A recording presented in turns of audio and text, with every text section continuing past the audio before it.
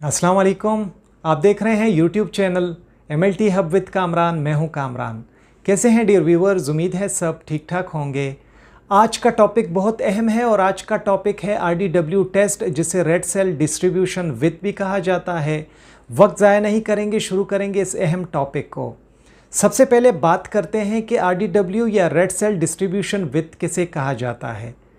ये एक पैरामीटर है और ये कंप्लीट ब्लड काउंट में किया जाता है और इस RDW पैरामीटर की मदद से हम बहुत आसानी से जान सकते हैं कि रेड ब्लड सेल्स के वॉल्यूम में और साइज़ में कितने मिकदार में तब्दीलियां हुई हैं और रेड ब्लड सेल का साइज़ और वॉल्यूम कितना तब्दील हुआ है, उसमें क्या क्या तब्दीलियां हुई हैं। RDW की वैल्यूज़ को अक्सर इसका मुआजना किया जाता है MCV यानी मीन सेल वॉल्यूम के साथ, और इन दोनों के वैल्यूज़ को कंपेयर करके, इन दोनों का मुआजना करके बहुत अहम बीमारियों के बारे में जाना जा सकता है। RDW के पैरामीटर की मदद से ब्लड फिल्म में, या जिसे पेरिफेरल स्मेयर भी कहा जाता है, तो उसमें एन आइसोसाइटोसिस की मिकदार का भी पता लगाया जाता है कि रेड ब्लड सेल के साइज़ में कितनी तब्दीलियां हुई हैं। लेकिन ये याद रखिएगा कि बाज़ औक़ात ऐसा भी होता है कि RDW बिल्कुल नॉर्मल होता है, लेकिन जिस्म में फिर भी कोई बीमारी होती है, कोई मेडिकल कंडीशन होती है जो आगे जाकर काजेज़ में मैं बताऊंगा, तो मेरे साथ रहिएगा। अगर बात करें कि RDW का जो टेस्ट है, जो पैरामीटर है, तो ये क्यों किया जाता है, इसका मकसद क्या है और इसका फ़ायदा क्या है, तो इस पैरामीटर की मदद से हम एनीमिया के अक़साम के मुतालिक जान सकते हैं और कुछ सेहत के हवाले से हालतें हैं हमारे जिस्म में, उसके मुतालिक भी जान सकते हैं। जैसे कि अगर जिस्म में थैलेसीमिया हो, जिगर की बीमारी हो, कैंसर हो, या फिर कुछ पैदाइशी बीमारियां हैं, हालतें हैं जिसकी वजह से जिस्म में एनीमिया हो जाता है, तो इन सारी हालतों के मुतालिक हम RDW के पैरामीटर से जान सकते हैं।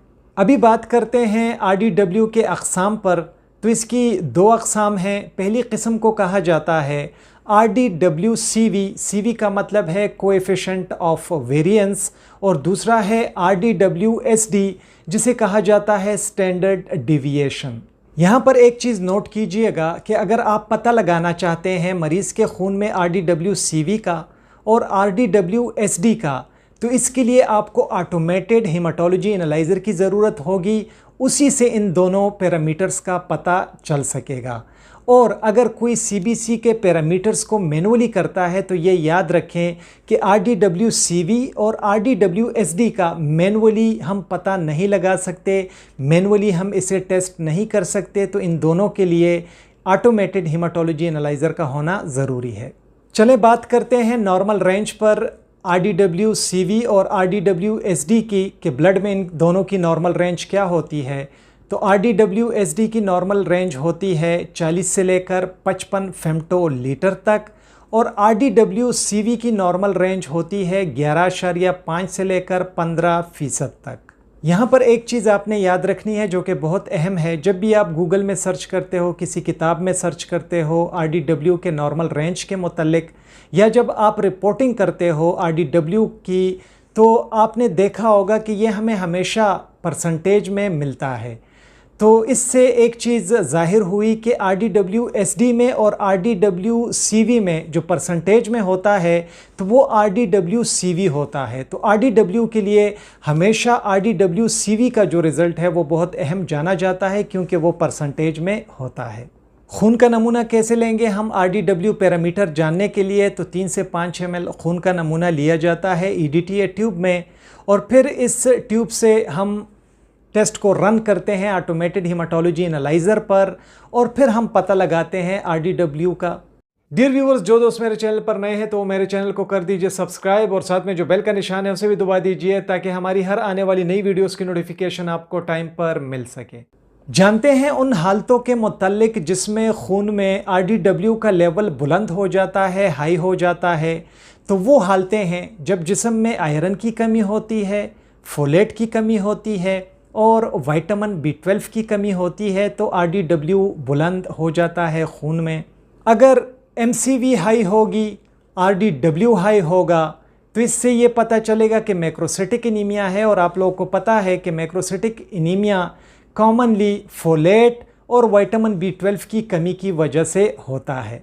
अगर MCV मरीज़ का लो है और RDW हाई है तो इसका मतलब है कि माइक्रोसिटिक एनीमिया है, और माइक्रोसिटिक एनीमिया की जो सबसे बड़ी वजह है वो जिस्म में खून में आयरन की कमी है, तो इसलिए इस तरह का रिज़ल्ट होगा, यानी कि आयरन डिफिशिएंसी एनीमिया होगा।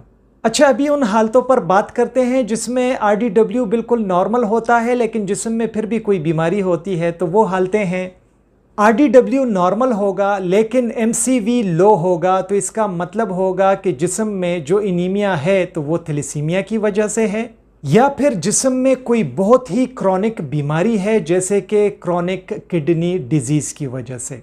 अगर RDW नॉर्मल है और MCV जो है वो हाई है तो इसका मतलब है कि जिस्म में एप्लास्टिक एनीमिया है, जिगर की कोई बीमारी हो सकती है, या फिर अल्कोहलिज्म की वजह से है। बहुत ज़्यादा शुक्रिया MLT हब विद कामरान देखने के लिए। उम्मीद है ये लेक्चर आप लोगों के लिए मुफीद साबित होगा। अगर आपने पसंद की हो इस वीडियो को तो ज़रूर लाइक करें, अपने दोस्तों के साथ इस वीडियो को शेयर करें, हमारे channel MLT hub with Kamran को सब्सक्राइब करें। अपना ढेर सारा ख्याल रखें। अल्लाह हाफिज़।